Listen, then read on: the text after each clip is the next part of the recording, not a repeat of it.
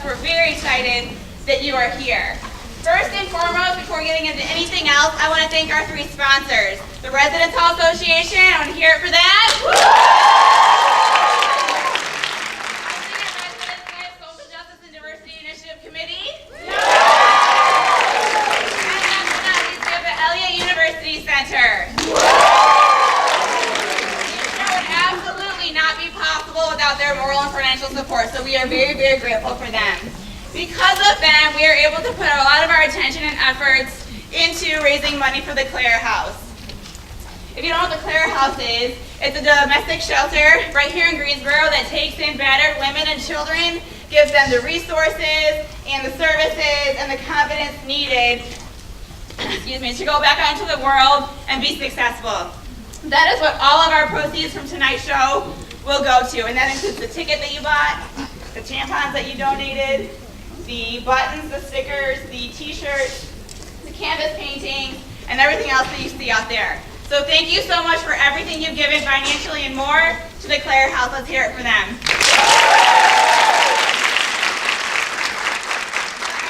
This listed will also be for sale during intermission, which is 15 minutes long after Act 1. A couple of things before the show starts tonight. One, some of the scenes that you're going to see tonight are rather intense and rather serious.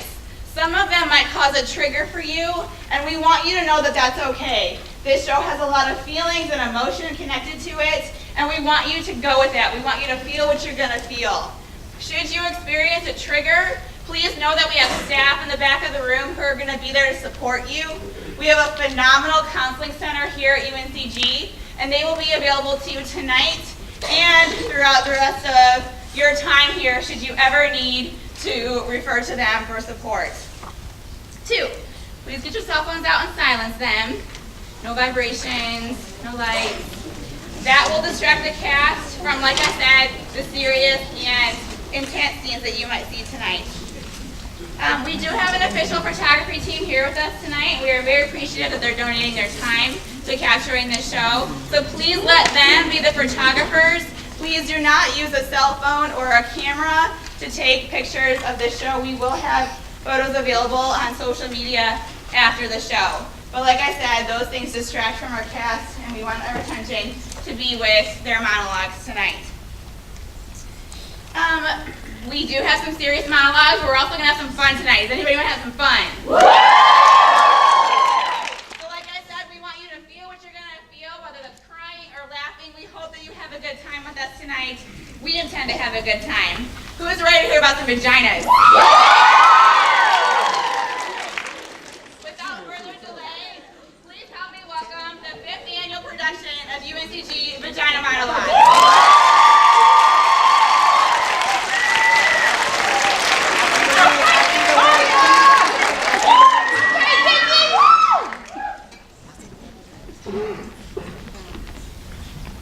I bet you're worried.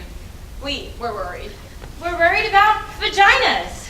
We're worried about what we think of them, and even more worried that we don't think about them. We're worried about our own vaginas. They needed a context of other vaginas, a community, a culture of vaginas. There's so much darkness and secrecy surrounding them, like the Bermuda Triangle. No one ever reports back from there. In the first place, it's not so easy to even find your vagina. Women go weeks, months, sometimes years without looking at it. A high-powered businesswoman was interviewed, and she said she didn't have the time. She was busy. Looking at your vagina, she said, was a full day's work. You gotta get down there on your back, in front of a mirror that's standing on its own, fully preferred, in the perfect position, with the perfect light, which is shown by the mirror and facing around. You are all twisted up, arching your head up, pilling your back. You're exhausted by then. She was busy. She didn't have the time. So what started as the vagina interviews became the Vagina Monologues. Over 200 women were interviewed. Older women, younger women, married women, lesbians, single women, college professors, actors, sex workers, corporate professionals, African American women, Asian American women, Hispanic women, Native American women, Caucasian women, Jewish women. Okay, They were a little reluctant to talk at first. They were a little shy. But once you got them going, you couldn't get them to stop. Women secretly love talking about their vaginas. They get so excited, mainly because no one's ever asked them about it before. Let's just start with the word vagina. It sounds like an infection at best. A medical instrument? Hurry, nurse, bring me the vagina. Vagina. Doesn't matter how many times you say it, it never sounds like a word you want to say. It's a totally ridiculous, completely unsexy word. If you use it during sex, trying to be politically correct, darling, could you stroke my vagina?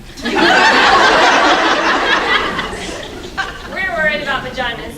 What we call them and don't call them. In Great Neck, they call it a pussycat. A woman from there said her mother used to say, "Don't wear panties underneath your pajamas. You need to air out your pussycat." In Westchester, they call it a cookie. In New Jersey, a twat. There's a powder box, a poochie, a poopy, a pee-pee, a poopaloo, a panani, a pal, a peach. Toady, Dee-dee, Nishi, Dignity, Monkey Box. Coochie snorcher. Cooter. Labee. Gladys Siegelman? VA, wee wee, horse pot, nappy dugout.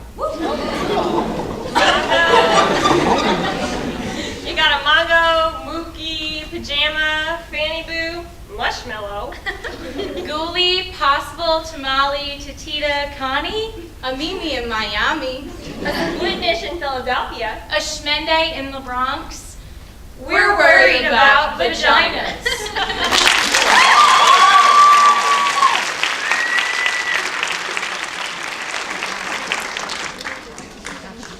Some of the monologues are based on one woman's story, and some of the monologues are based on several women's stories surrounding the same theme. A few times, a good idea became an outrageous one. This monologue is based on one woman's story, although it came up in every single interview, and it was often broad. That subject being hair. You cannot love a vagina unless you love hair. Many people do not love hair. My first and only husband hated hair. He said it was cluttered and dirty. He made me shave my vagina. It looked puffy and exposed like a little girl. This excited him. When he made love to me, my vagina felt the way a beard must feel. It felt good to rub it and painful, like scratching a mosquito bite. It felt like it was on fire. There were screaming red bumps. I refused to shave it again. Then my husband had an affair. When we went to marital therapy, he said he wouldn't please me because I wouldn't shave my vagina. I wouldn't shave! The therapist had a German accent and gasped between sentences to show her empathy. She asked me why I didn't want to please my husband. I told her I thought it was weird. I felt little when my hair was gone down there, and I couldn't help talking in a baby voice, and even the skin got irritated. Calamine lotion wouldn't help it. She said that marriage was a compromise. I asked her if shaving my vagina would stop him from screwing around. I asked her if she had many cases like this before. She said that questions diluted the process. So, I shaved. This time, I let him shave my vagina. It was like a therapy bonus prize.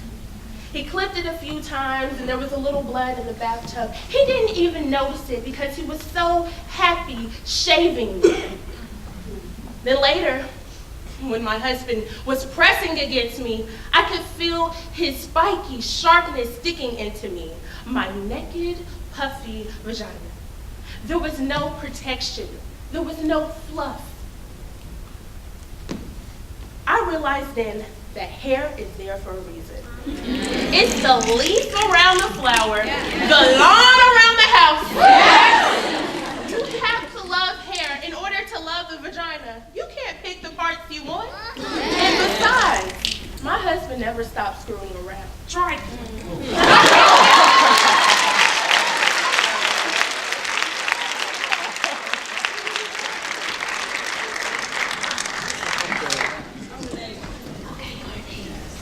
All of the women were asked the following questions.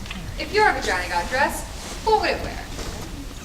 Glasses, a beret, a leather jacket, silk stockings, mink, and a pink boa. Hey! A male tuxedo, jeans, something form-fitting. Emeralds, an evening gown, sequins. Costume eye mask, purple velvet pajamas, angora, a red bow. A tutu, see-through black underwear, a taffeta ball gown. Something machine washable. Armani only. A mine and pearls. A leopard hat. A silk kimono. Sweatpants. A tattoo. An electrical shock device to keep unwanted strangers away. High heels, lace and combat boots, purple feathers, twigs and shells, cotton. A pinafore. A bikini. A slicker. If your vagina could talk, what would it say? 2 words. Slow down.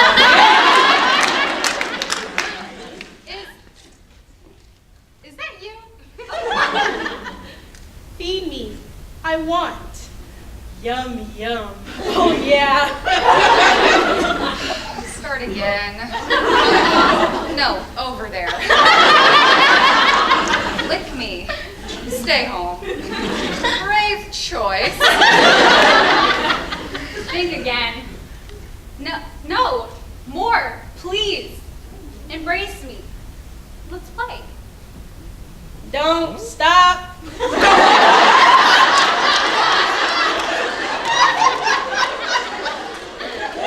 More. Remember me?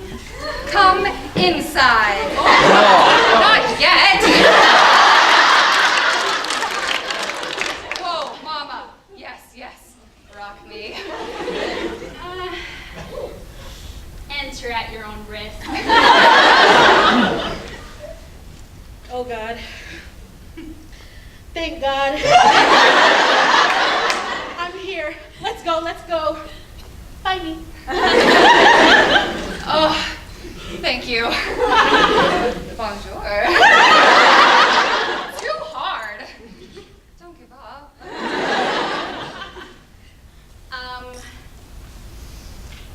Where's Brian? Oh, that's better. Yes, there.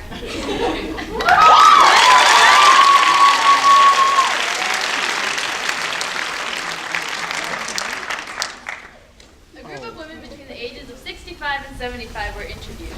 These interviews were the most poignant, possibly because many of these women had never had a vagina interview before. One woman, who was 72, had never even seen her vagina. She washed herself with a shower bath, but never with conscious intention. She had never had an orgasm. At 72, she went to therapy, as they do in New York. And with the help of her therapist, she went home one afternoon by herself, lit some candles, took a bath, played some music, and she got down with herself. It took her over an hour because she was arthritic. When she finally found her clitoris, she said she cried. This monologue is for her.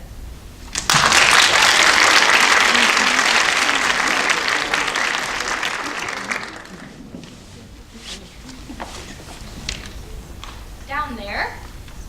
I haven't been down there since 1953. No, it had nothing to do with Eisenhower. No, it's a cellar down there. Very damp, clammy. You don't want to go down there. crushed me. You'd get sick. The smell of suffocating, very nauseating. The smell of the clamminess and the mildew and everything, whew, smells unbearable. It gets in your clothes. No, there was no accident down there. It didn't catch fire or blow up or anything. It wasn't so dramatic. I mean, well, never mind. No, never mind. I can't talk to you about this. What's a smart girl like you going around asking old ladies about their down theres for? We didn't do this kind of thing when I was a girl. What? Jesus, okay. There was this boy, Andy Lefkoff. He was cute. Well, I thought so. And he was tall, like me, and I really liked him, and he asked me out for a date in his car. I can't tell you this. I can't do this, talk about down there. You just know it's there, like the cellar.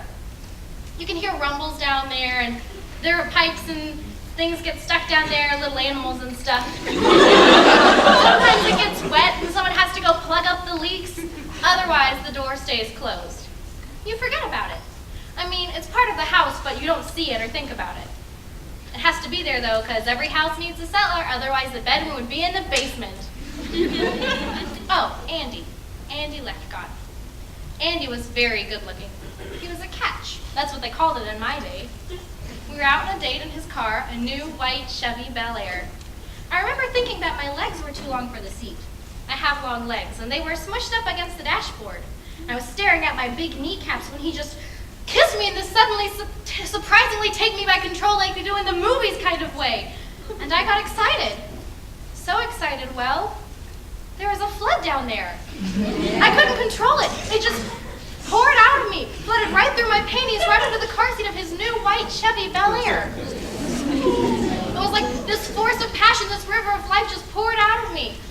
I wanted to explain to him that his kiss had caught me off guard, and I wasn't normally like this. It was smelly. It wasn't pee, and it was smelly. Frankly, I didn't smell anything, but Andy said, I was a stinky, weird girl. He drove me home without saying another word, and when I got out of his car and closed the door, I closed up the whole shop, locked it, never opened for business again.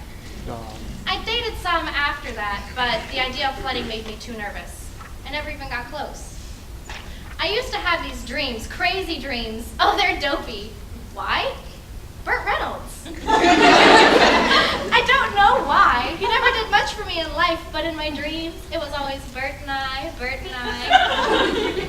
It was the same general dream. We'd be out, Burt and I. It was some restaurant like the kind you'd see in Atlantic City, all big with the chandeliers and stuff and thousands of waiters and vests. Burt would give me an orchid corsage. I'd pin it on my blazer. We'd laugh. We were always laughing, Burt and I. Laughing. We'd eat these shrimp cocktail. Huge shrimp. Fabulous shrimp. We'd laugh more. We were very happy together, Burt and I. Then, Burt would look into my eyes and pull me toward him in the middle of the restaurant. And just as he was about to kiss me, the whole restaurant would start to shake. The pigeons would fly out from under the table. I don't know what those pigeons were doing down there. And the flood would just come from down there. It would pour out of me. It would pour and pour. There'd be fish in it and little boats, and the whole restaurant would be full of my flood. And Burt would be standing waist deep in it, looking horribly disappointed that I'd done it again. Horrified as his friends, Dean Martin and the like, swam past us in their tuxedos and evening gowns. I don't have dreams like that anymore. Not since I got rid of everything, just about everything connected with down there. Had to move out the tubes, the uterus, the whole works. The doctor thought he was being funny.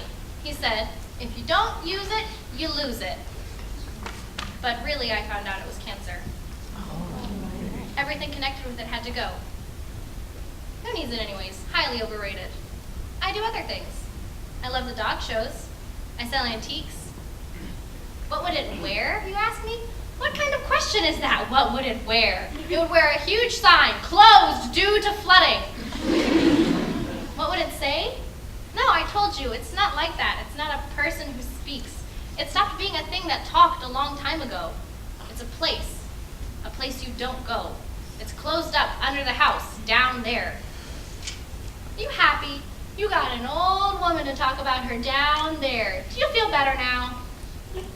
You know, actually, you're the first person I ever told about this, and I feel a little better.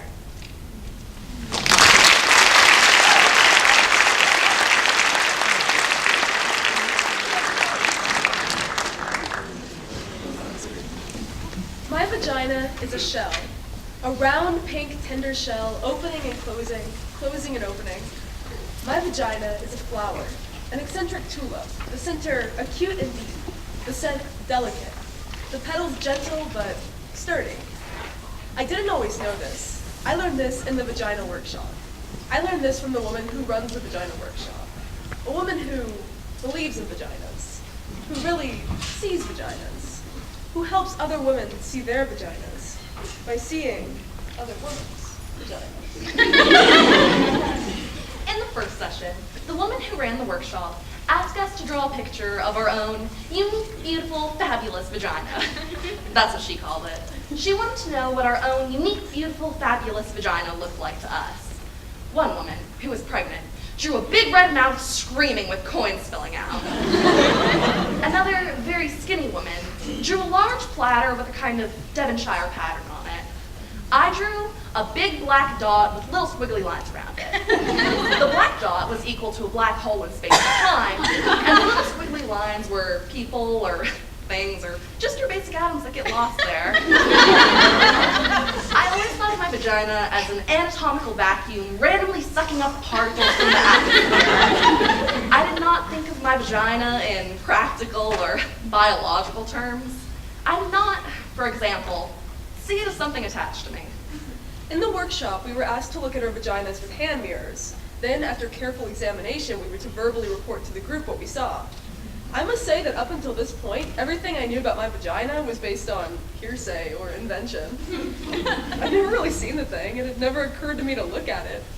My vagina existed for me on some abstract plane, and it seemed so reductive and awkward looking at it on our little blue mats with our hand mirrors. It seemed to me how the early astronomers must have felt with their primitive telescopes. I found it quite unsettling at first, my vagina. It's kind of like the first time you cut open a fish, there's this other bloody complex world inside, right under the skin. And it's so raw, so red, so fresh. And what surprised me most was all of the layers, layers upon layers, opening into more layers. I couldn't speak when it came to my turn in the workshop. My vagina amazed me, and I was speechless. I had awakened to what the woman who ran the workshop referred to as vaginal wonder. I just wanted to lay there on my little blue mat forever, just looking at my vagina and admiring it. I mean, it was better than the Grand Canyon. Ancient, full of grace. It had the innocence and freshness of a proper English garden. And it was funny, very funny. It made me laugh. It could hide and seek, open and close. Then the woman who ran the workshop asked how many women had had orgasms. 2 women from the back tentatively raised their hands. I didn't raise my hand, though I had had orgasms. I didn't raise my hand because they were accidental orgasms. They happened to me. They happened in my dreams, and I would wake in splendor. They happened a lot in water, mostly in the bath, once in Cape Cod. They happened on horses, bicycles, even on the treadmill at the gym. I didn't raise my hand because, although I had had orgasms, I didn't know how to make one happen. I thought it was a mystical, magical thing. It felt wrong getting involved. Contrived, manipulative. It felt Hollywood. The surprise would be gone, and the mystery. The problem was, of course, that the surprise had been gone for 2 years. I hadn't had a magical, accidental orgasm in a long time, and I was frantic. That's why I was at the Vagina Workshop. Then, the moment came that I both dreaded and longed for. The woman who ran the workshop asked us to take out our hand mirrors and see if we could locate our clitoris. We were there, the group of us women, on our backs, on our mats, searching for our spot, our locus, our reason. And I don't know why, but I started crying. Maybe it was sheer embarrassment.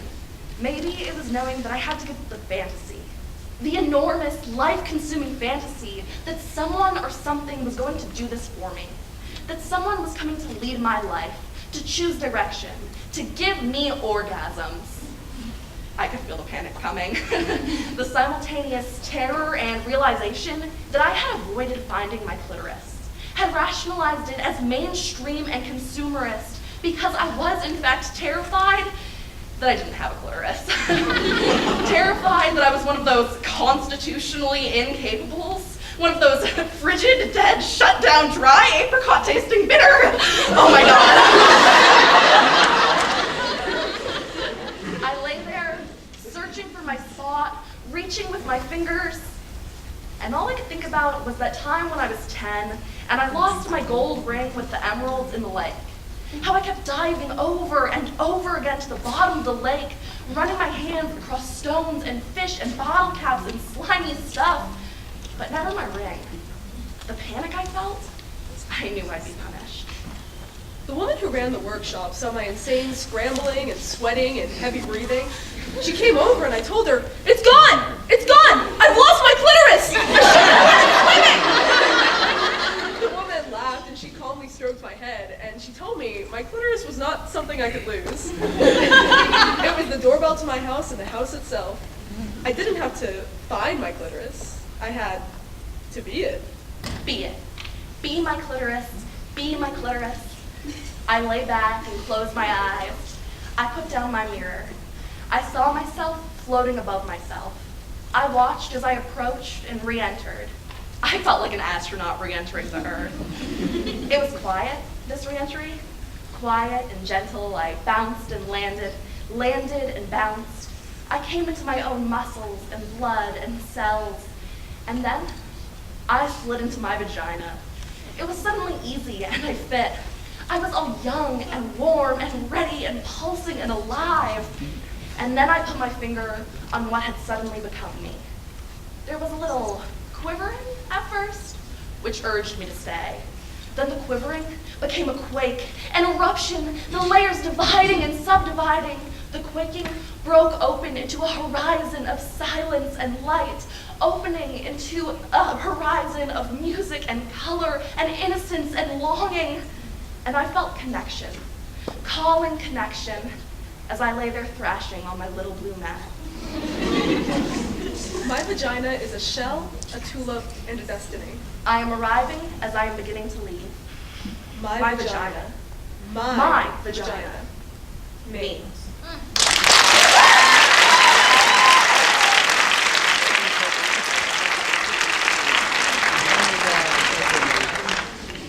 Here is a Vagina Happy Fact.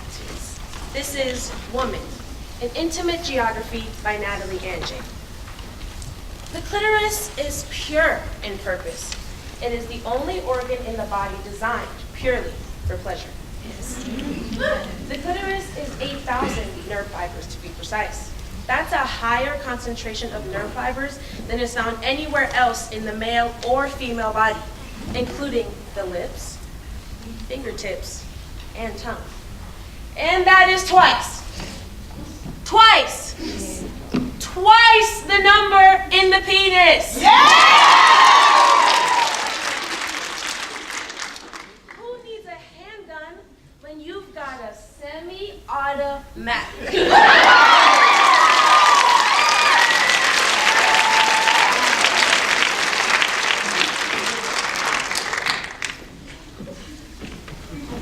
As part of Eve's work to interview women from diverse groups, she interviewed a diverse group of transgender women. She wanted to include the voices of every woman who faces violence.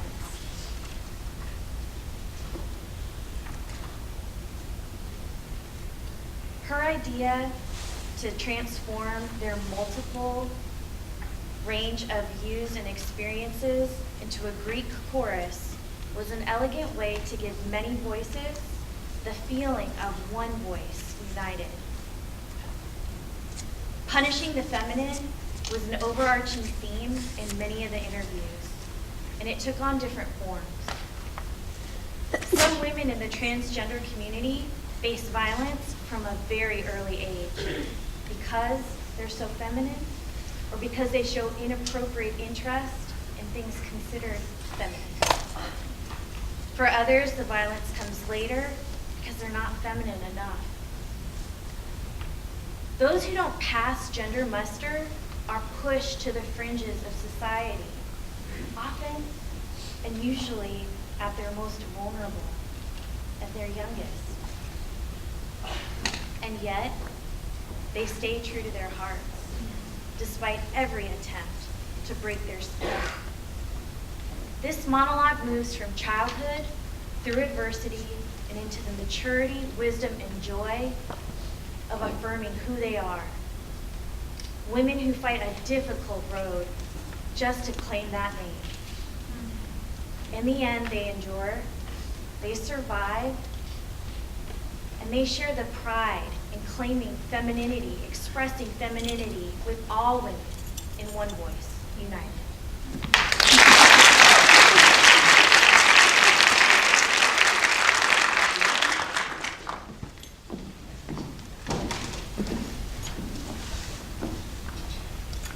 At 5 years old, I was changing my baby sister's diaper. I saw her vagina. I wanted one. I wanted one. I thought it would grow. I thought I would open. I ached to belong. I ached to smell like my mother. Her sweet aroma lived in my hair, on my hands, in my skin. I ached to be pretty. Pretty. I wondered why I was missing my bathing suit on that beach. Why I wasn't dressed like the other girls. I ached to be completed. I ached to belong, to twirl the baton. They assigned me a sex the day I was born. It's as random as being adopted or as being assigned a hotel room on the 30th floor. It has nothing to do with who you are or your fear of heights. But in spite of the apparatus I was forced to carry around, I always knew I was a girl. They beat me for it. They beat me for crying. They pummeled me for wanting To touch, to pet, to hug, to help, to hold their hand, for trying to fly at church like Sister Betrayal, for doing cartwheels, crocheting for socks. carrying purses to kindergarten. They beat the shit out of me every day on my way to school. In the park, they smashed my magic marker painted nails. They pummeled my lipstick mouth. They beat the girl out of my boy. Or they tried. So I went underground. I stopped playing the flute. Be a man! Stand up for yourself! Go punch him back! I grew a full beard. It was good I was big. I joined the Marines. Suck it up and drive on. I became duller, Jaded. sometimes cruel. Butch it. Butch it! Butch it up! Always clinched. Inaccurate. Incomplete. I ran away from home, From school. from boot camp, Ran to Miami. Greenwich Village, Aleutian Islands. New Orleans, I found gay people.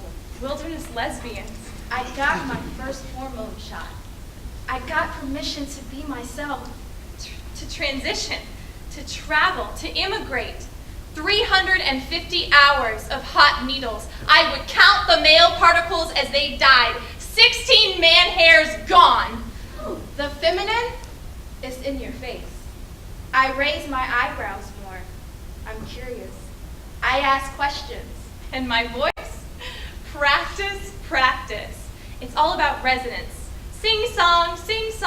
Men are monotone and flat.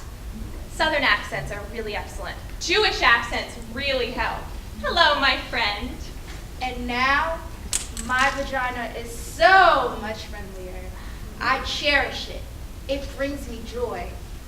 The orgasms come in waves. At first, they were jerky. I am your girl next door. My lieutenant colonel father ended up paying for it. My vagina. My mother wondered what people would think of her, that she made this happen. Until one day I went to church and everyone said, "You have a beautiful daughter." I got to be soft. I'm allowed to listen. I'm allowed to touch. To be in the present tense. People are so much nicer to me now. I can wake up in the morning and put my hair in a ponytail. A wrong was right. I am right with God. It's like when you're trying to sleep and there's this loud car alarm going off. When I got in my vagina, it was like somebody finally turned it off. I now live in the female zone, but you know how they feel about immigrants. They don't like it when you come from someplace else. They don't like it when you mix.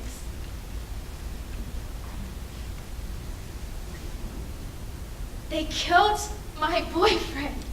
They beat him insanely as he slept with a baseball bat. They beat this girl out of his head. They didn't want him dating a foreigner, even if she was pretty and she listened and was kind. They didn't want him to fall in love with ambiguity. They thought that he would get lost. They were that terrified of love.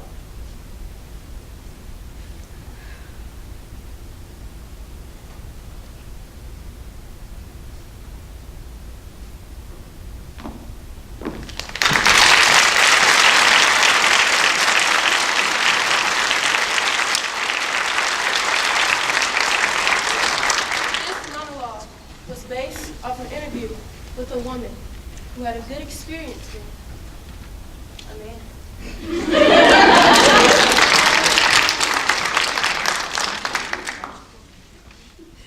This is how I came to love my vagina. It's embarrassing because it's not politically correct. I mean, I know it should have happened in the bath, salt grains from the Dead Sea, and McKay and me loving my woman self. I know the story. Vaginas are beautiful. Our self-hatred is only the internalized repression of a patriarchal culture. It isn't real. Pussies unite. I know all of it. Like, we were taught that fat thighs are beautiful. We'd all be pounding down milkshakes and Krispy Kremes, lying on our backs, spending our days thigh expanding. Yeah! But we didn't grow up in that culture. I hated my thighs, and I hated my vagina even more. I thought it was incredibly ugly. I was one of those women who had looked at it, and from that moment on, wished I hadn't. It made me sick. I pitied anyone who had to go down there. In order to survive, I began to pretend that there was something else between my legs. I pictured furniture. Light cotton comforters and little velvet settees, leopard rugs, or pretty things. Quilted pot holders, silk handkerchiefs, or settings. I got so accustomed to this that I lost all memory of even having a vagina. Whenever a man was inside of me, I would picture him inside a mink-lined muffler or a Chinese bowl. Then I met Bob. Bob was the most ordinary man I have ever met. He was thin and tall and nondescript and wore khaki tan clothes. In the summer, he spent time in the shade. He didn't share his inner feelings. I mean, he didn't have any issues or problems, and he wasn't even alcoholic. He wasn't very funny or articulate or mysterious. He wasn't self-involved or charismatic. I mean, he didn't even drive fast. I didn't particularly like Bob. I would have missed him altogether if he hadn't picked up the change that I dropped on the deli floor. But when he handed me back my quarters and pennies, and his hand softly brushed mine, something happened. I went to bed with him. That's where the miracle occurred. Turns out, Bob loved vaginas. Or he loved the way they looked, the way they felt, the way they tasted. Most importantly, he loved the way they looked. The first time we had sex, he said that he had to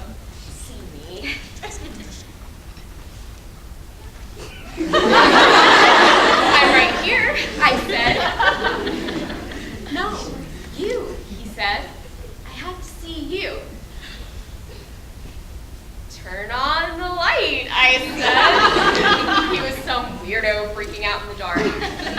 He turned on the light. Then he said, "Okay, I'm ready. Ready to see you."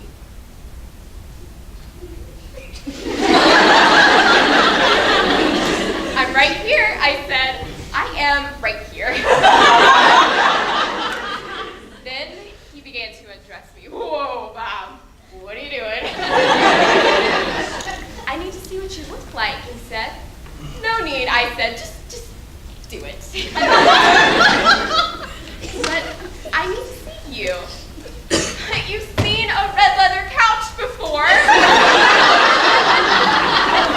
Bob wouldn't stop. I wanted to throw up and die. "This is awfully intimate," I said. "Couldn't you just do it?" "No," he said. "It's who you are. I have to look." I held my breath. He looked, and he looked. He got breathy, and his face changed. He didn't look ordinary anymore. He looked like a hungry beast.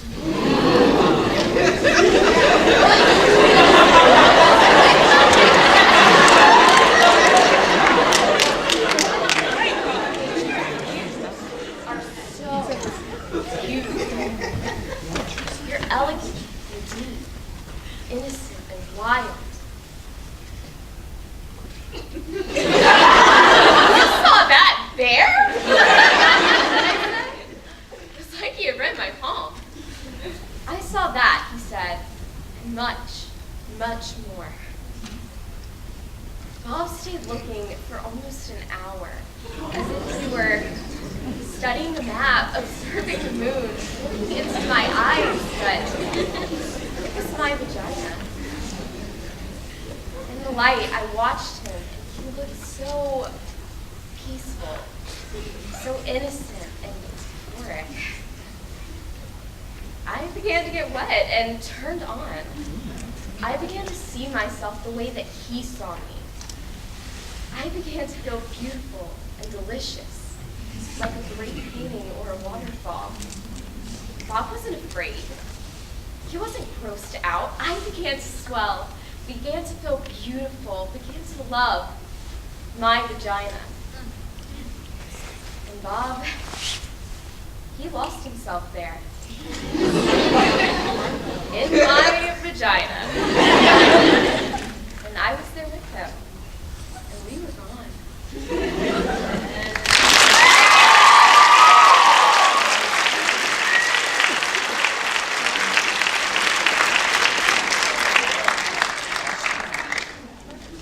This is a not-so-happy fact found in UNICEF's 2005 report, Female Genital Mutilation and Cutting, a Statistical Exploration.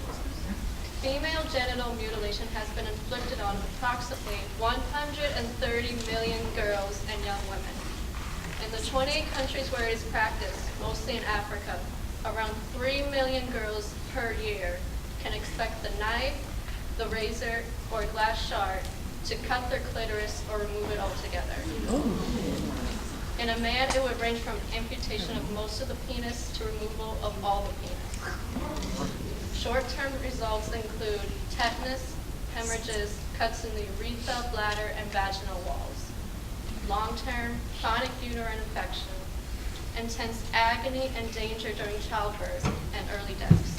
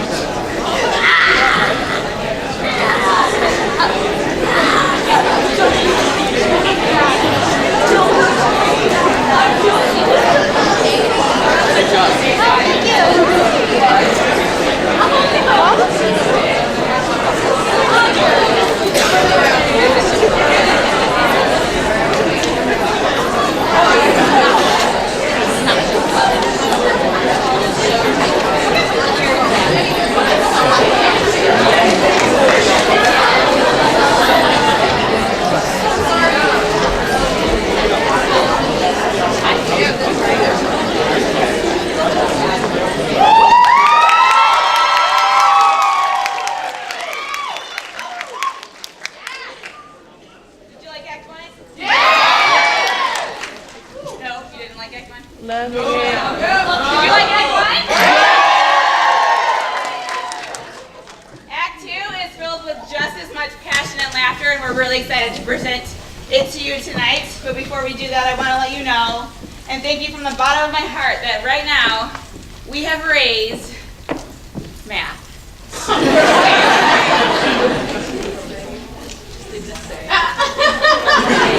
About $2,500.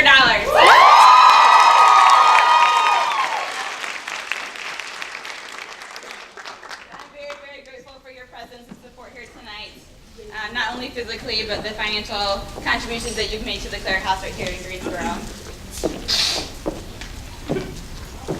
Who wants something in the Act 1? Me. Who got uncomfortable in Act 1? That's my goal. Did I do my job?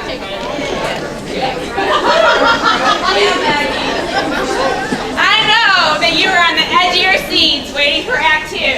Yeah! Without further ado, Act 2.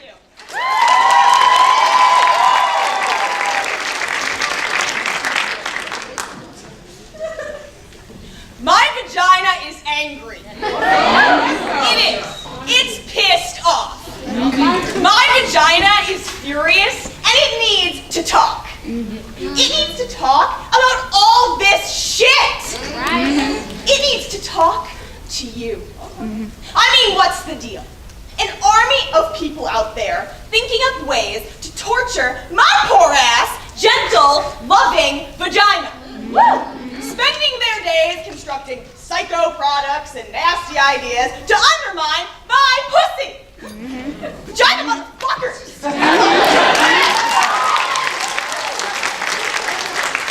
All of this shit they're constantly trying to shove up us, clean us up, stuff us up, make it go away. Well, my vagina's not going away. It's pissed off and it's staying right here. Like tampons. What the hell is that? A dry wad of fucking cotton shoved up there? Why can't they find some way to subtly lubricate the tampon? As soon as my vagina sees it, it goes into shock. It closes up. It says, forget it. You need to work with my vagina. Introduce it to things. Prepare the way. That's what your play is all about. You need to convince my vagina. Seduce my vagina. Engage my vagina's trust. You can't do that with a dry wad of fucking cotton.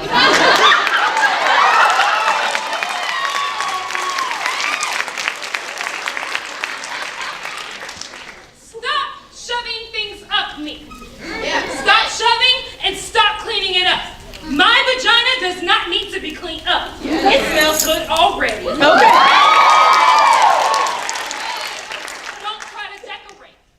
Don't believe him when he tells you that it smells like rose petals when it's supposed to smell like pussy.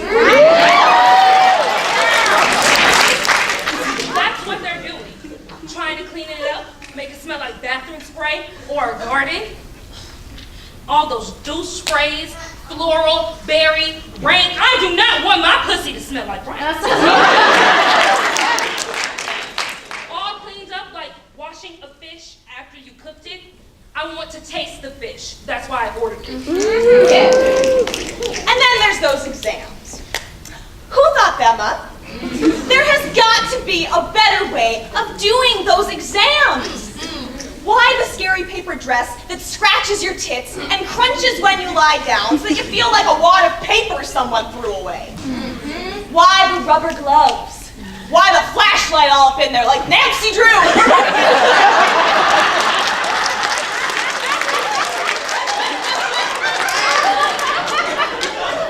Why the Nazi steel stirrups? The mean, cold duck lips that they shove inside you?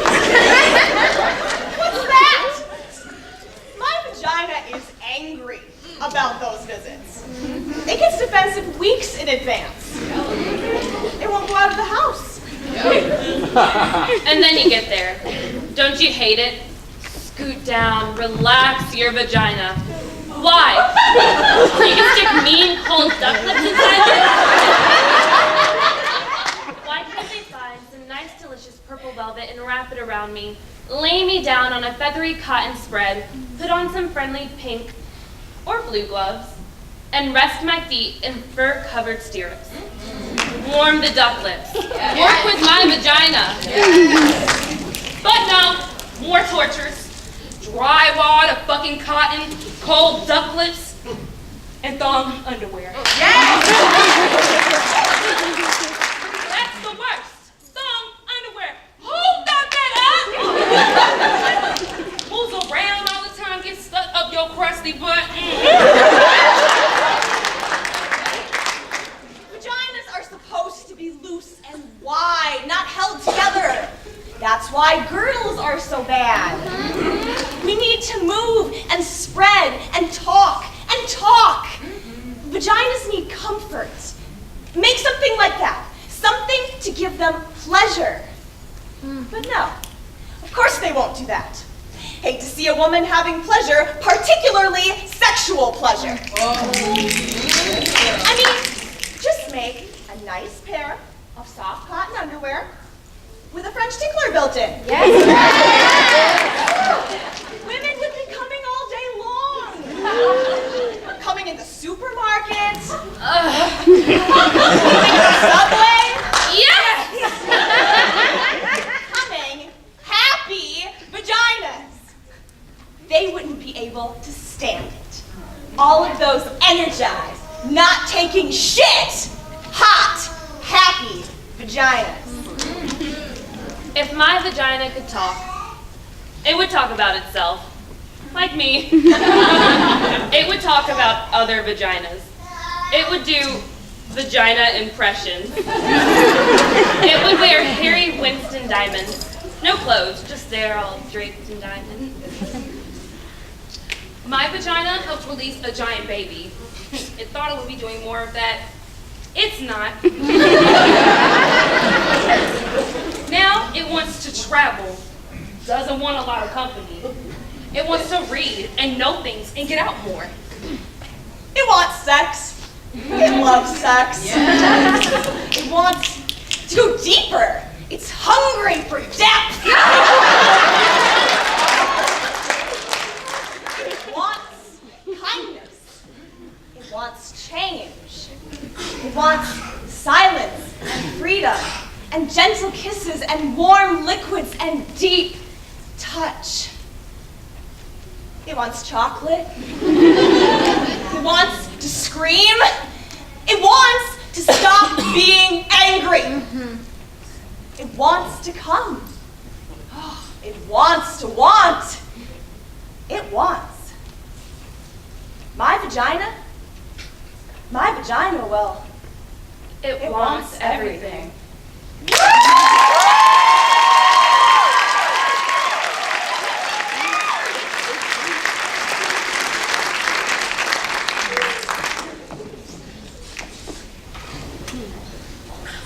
Bosnian women refugees were interviewed during the war in Yugoslavia in refugee camps and centers. 20 to 70,000 women were raped. Systematic tactical war. It was shocking to see how little people did to stop it. But then, in the United States, every year, almost 200,000 women are raped, which is another kind of war. This monologue is based on one woman's story. We do it tonight for her and for the extraordinary women of Bosnia and Kosovo.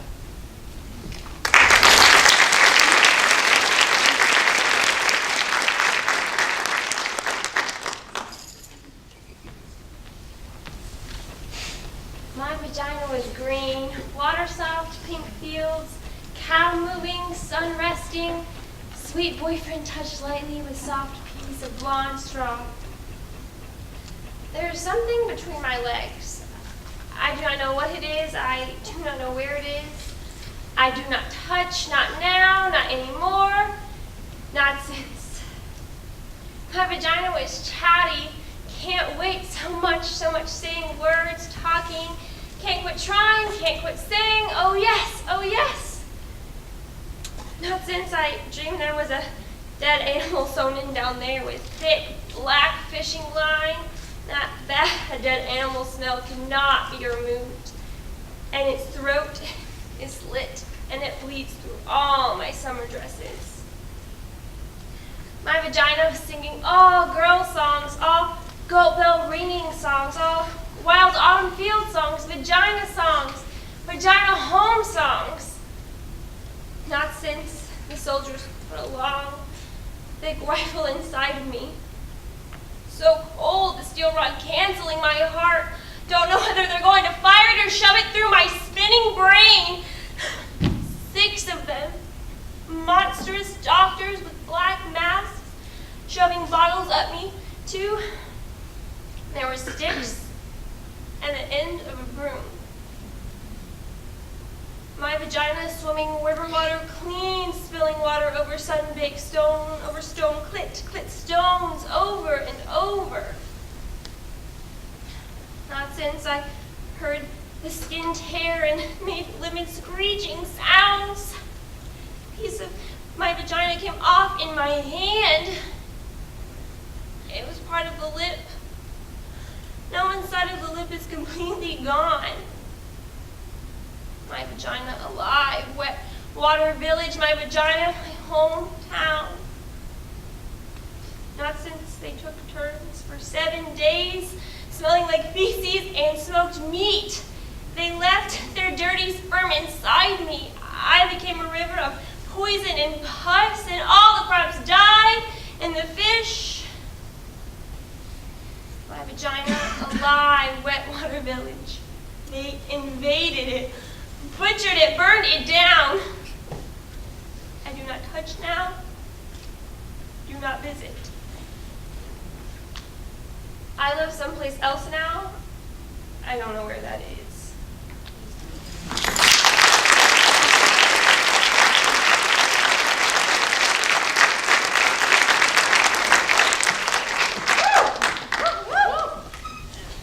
My short skirt is not an invitation, a provocation, an indication that I want it or I give it or that I hook. My short skirt is not begging for it. It does not want you to rip it off me or pull it down. My short skirt is not a legal reason for raping me. Although it has been before, it will not hold up in a new court. My short skirt, believe it or not, has nothing to do with you.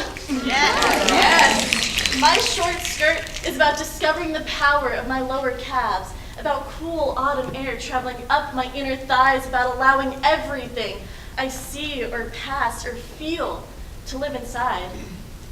My short skirt is not proof that I am stupid or undecided or a malleable little girl.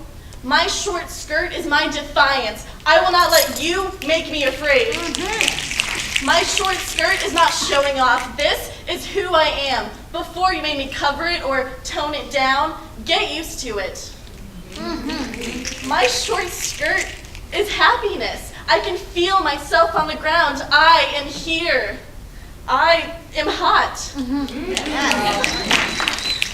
My short skirt is a liberation flag in the women's army. I declared these streets, any streets, my vagina's country. My short skirt is turquoise water with swimming colored fish, a summer festival in the starry dark, a bird calling, a train arriving in a foreign town. My short skirt is a wild spin, a full breath, a tango dip. My short skirt is initiation, appreciation, excitation. But mainly, my short skirt and everything under it is mine. We've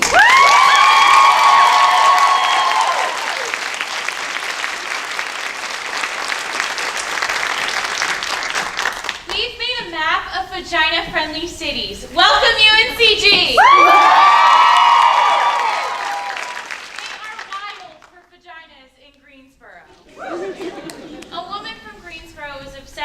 Particular word, a pejorative word used to describe the vagina. Her mission was to reconceive the word. And I call it cunt.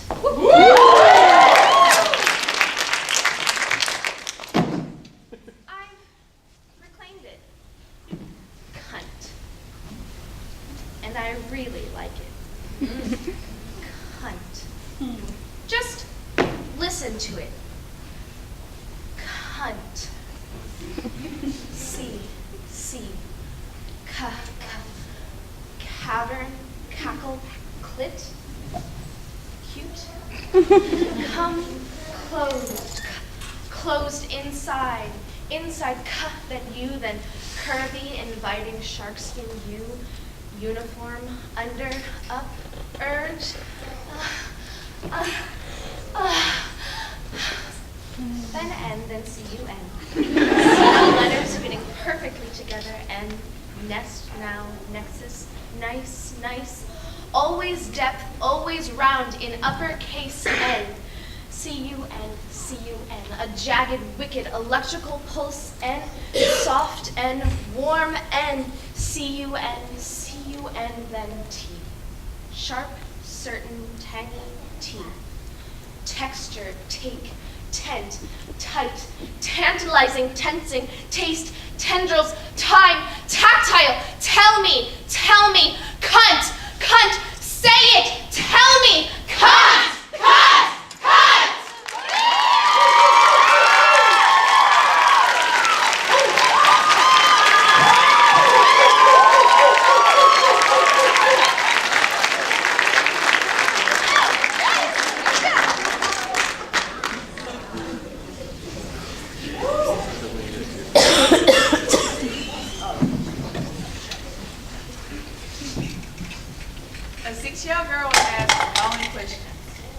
If your vagina got dressed, what would it wear?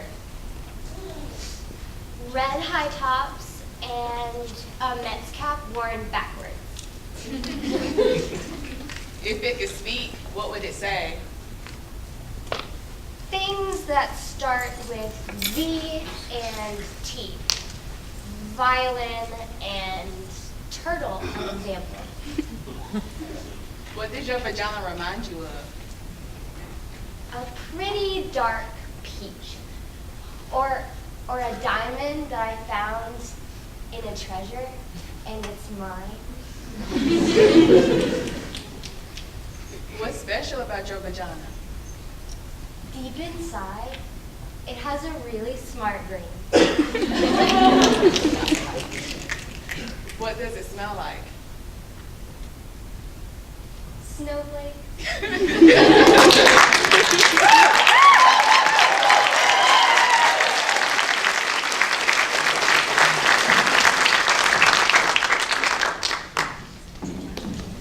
Sex workers have rich, compelling, complex relationships with their vaginas. This particular woman blows my mind. She was a sex worker, but she only did sex work with women. Woo!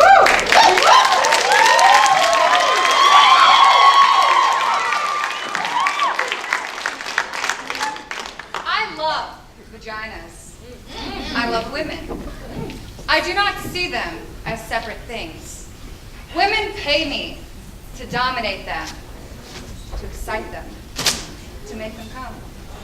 I did not start out this way, no, to the contrary. I started out as a lawyer. But in my late 30s, I became obsessed with making women happy. It began as a mission of sorts, but then I got involved in it. I got very good at it, kind of brilliant.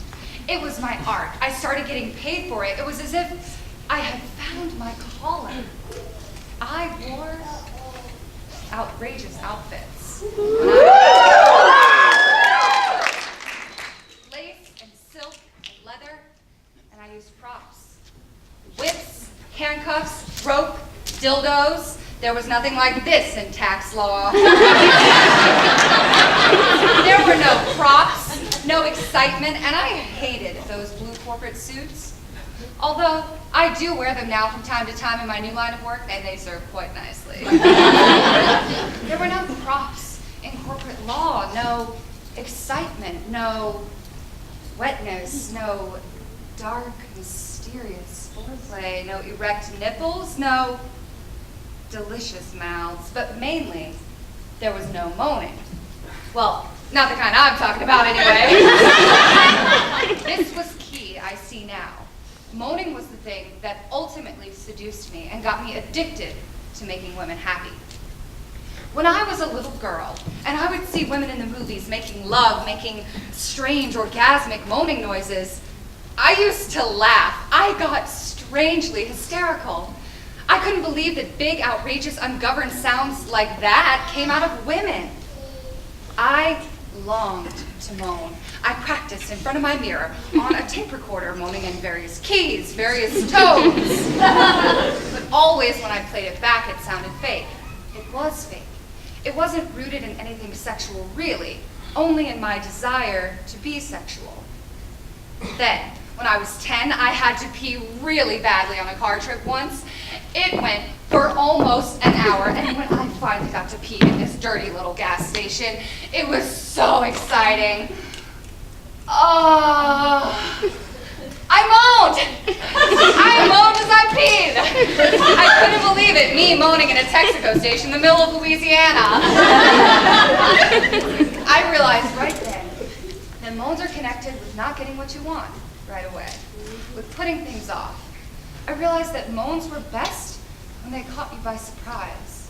They came out of this hidden, mysterious part of you that's speaking its own language. I realized that moans were in fact that language. I became a moaner. It made most men anxious. Frankly, it terrified them. I was loud and they couldn't concentrate on what they were doing, and then they lose focus, and then they'd lose everything.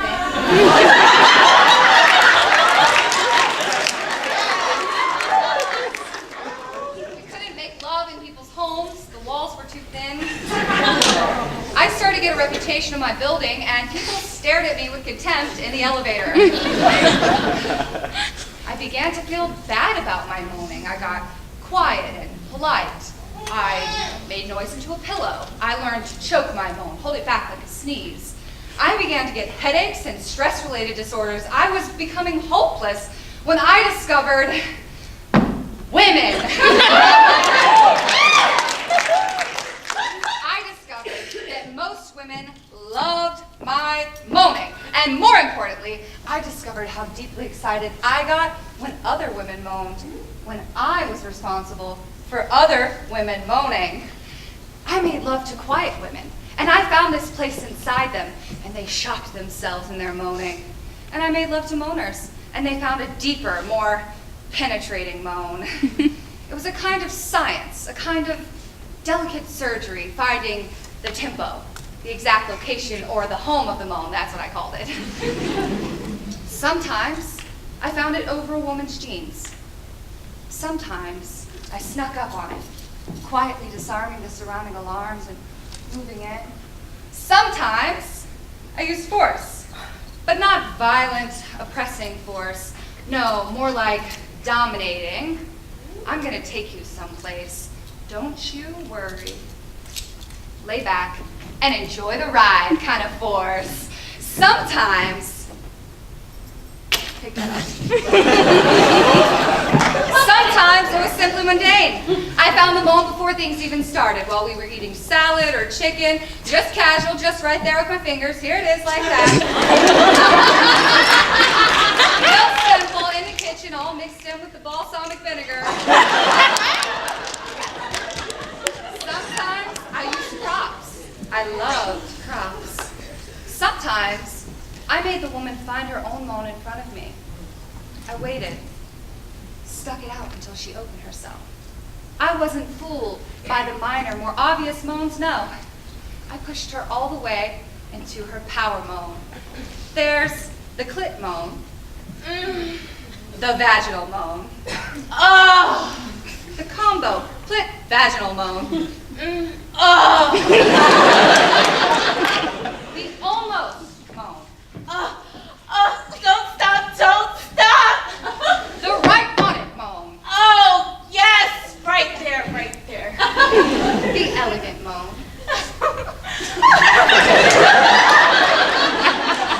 The bracelet moan. Yeah!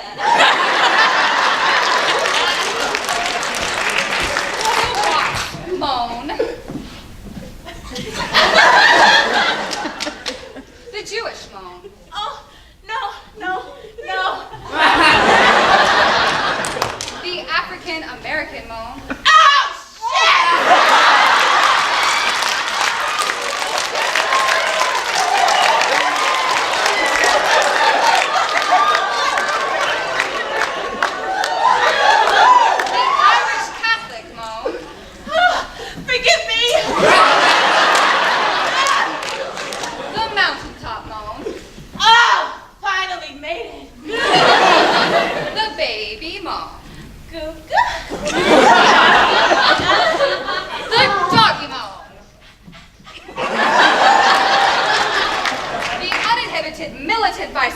moan. Oh! The machine gun moan.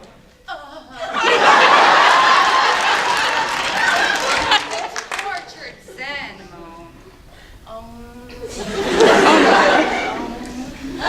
The diva moan.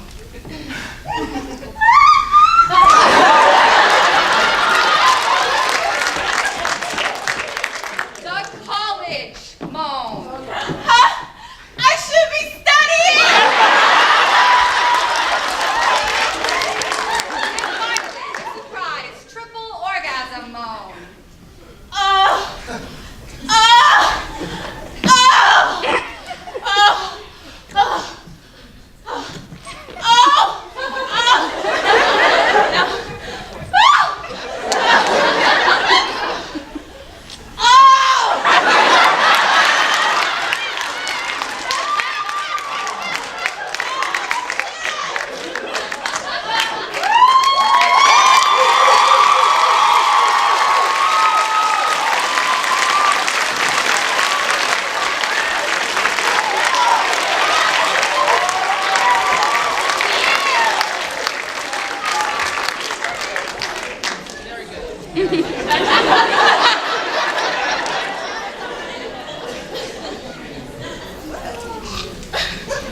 This used to perform for some time without any mention of birth. This is a bizarre mission. But, then again, a male reporter recently asked, what's the connection? Our author, Eve Ensler, was present for the birth of her granddaughter. She was in awe of vaginas before that moment. She's in deep worship now. Woo!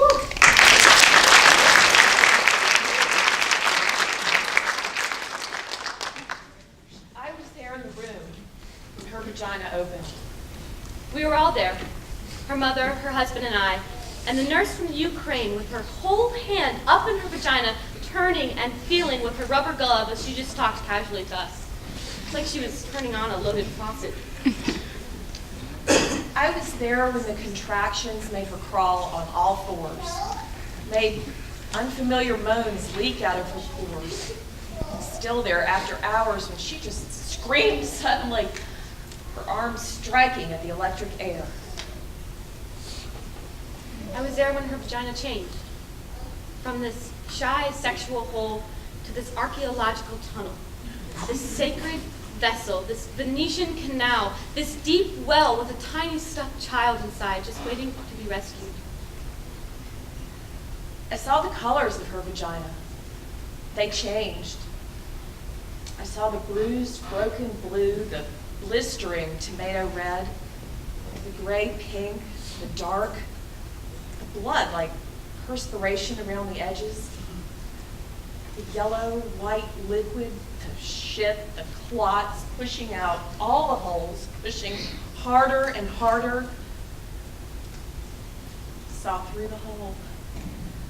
The baby's head, scratches of black hair, just right there, behind the bone, like a hard, round memory, while the nurse from the Ukraine kept turning and turning her slippery hand. We were both there, her mother and I, as we each held a leg and we spread her wide, pushing with all of our strength up against her pushing, and her husband was counting to her 1, 2, 3, and he was sternly saying to her to focus and harder. We looked right into her then. Couldn't get our eyes out of that place. Forget the vagina. All of us. And what else could explain our lack of awe, our lack of reverence?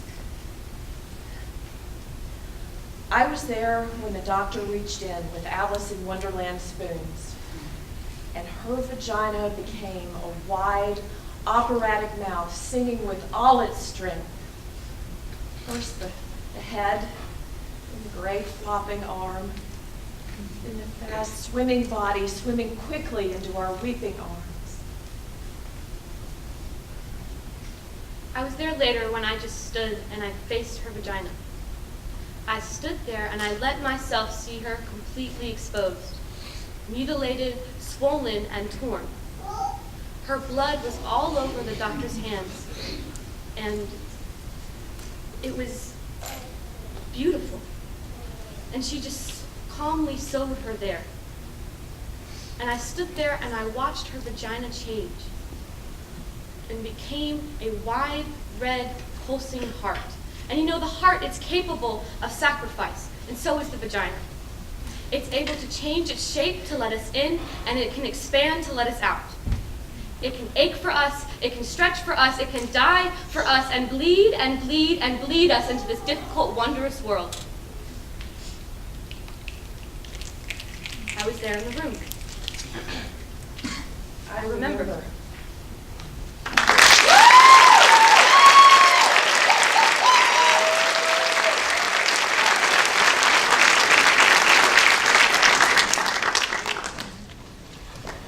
My revolution begins in the body. It isn't waiting anymore. It does not need approval or permission. It happens because it has to happen. In each neighborhood, city, or town, at gatherings of tribes, women at the market, fellow students, on the bus. It may be gradual and soft. It may be spontaneous and loud. It may be happening already. It may be found in your closets, your drawers, your gut, your legs, your multiplying cells, in the naked mouth of taut nipples and overflowing breasts. My revolution is swelling from the insatiable drumming between my legs. My revolution is willing to die for this. My revolution is ready to live big. My revolution is overthrowing the state of mind that we call patriarchy. Yes. My revolution will not be choreographed, though it does begin with a few familiar steps. My revolution is not violent, though it does not shy away from the dangerous edges where fierce displays of resistance tumble into something new. My revolution is in this body, in these hips atrophied by misogyny, in this jaw wired mute by hunger and atrocity. My revolution is connection, not consumption, passion, not profit, orgasm, not ownership. My revolution is of this earth and will come from her, for her, because of her. It understands that every time we frack or drill or burn or violate the very layers of her sacredness, we violate the soul of our future. Yes. Yes. My revolution is not afraid to press my body down on her mud floor in front of cypress, pine, Kelly, and oak, chestnut, mulberry, redwood, sycamore trees, to bow shamelessly to shocking yellow birds and rose blue setting skies, heart exploding purple bougainvillea and aqua sea. My revolution gladly kisses the feet of mothers and nurses and servers and cleaners and nannies and healers and all who are life and give life. My revolution is on its knees, on my knees, to every holy thing, and to those who carry empire-made burdens on their necks and backs and hearts. My revolution demands abandon, expects the original, relies on troublemakers, anarchists, poets, shamans, seers, sexual explorers, tricksters, mystic travelers, tightrope walkers, and those who go too far and feel too much. My revolution shows up unexpectedly, cannot be categorized, targeted, branded, or even located. Offers prophecy, not prescription. Is determined by mystery and ecstatic joy. Requires listening, and is not centralized, though we all know where we're going. It happens in stages and all at once. It happens where you live and everywhere. It understands that divisions are diversions. It requires sitting still and staring deep into my eyes. Go ahead. Love.